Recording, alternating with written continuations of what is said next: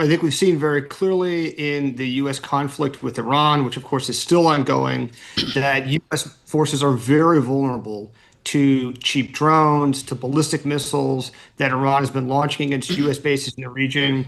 We've seen not only U.S. casualties, but major, very expensive U.S. military assets hit on the ground on U.S. Yeah. bases. And the U.S. is not sufficiently adapted to this new way of warfare. And Paul Sweeney, Paul Scharre brilliantly captures this in his foreign affairs essay. I love it. Game of Drones. Oh, okay, that works. Westeros, their drones, they fear King's Landing's drones. Exactly. Paul, what are we learning from the war in Ukraine? Again, Ukraine seems to be punching way above their weight as it relates to their efforts against Russia with drones and other technologies. What are we learning there?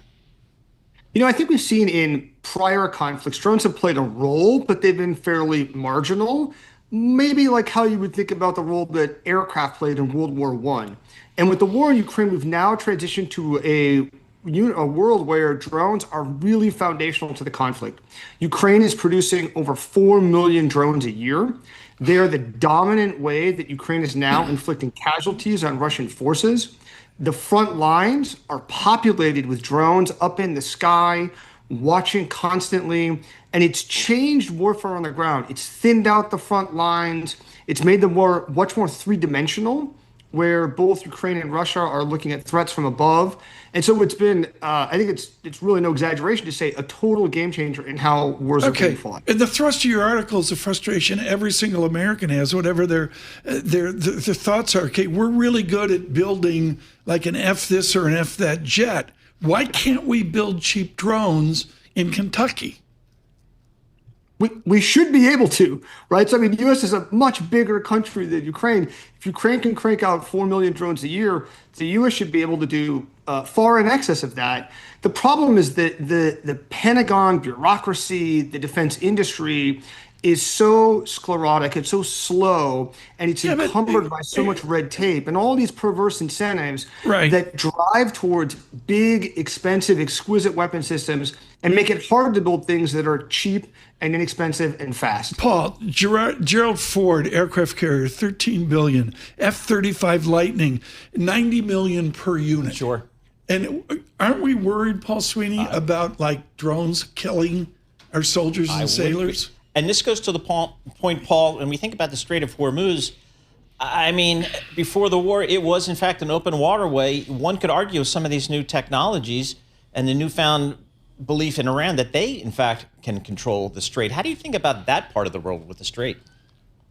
So I think one of the things we're seeing is that drones make the battlefield more transparent, it's harder to hide, and in many ways much more lethal.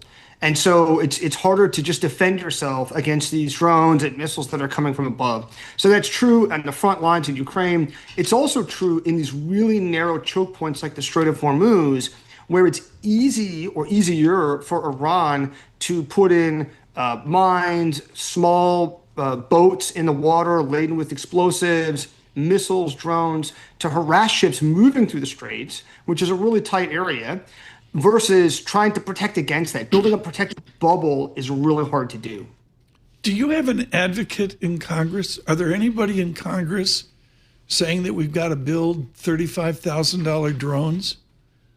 Oh, absolutely. I think we've seen Congress, as well as people in the Pentagon, push for several years on trying to reform the system, move faster. Part of the problem here is there's not like one choke point inside the U.S. defense ecosystem.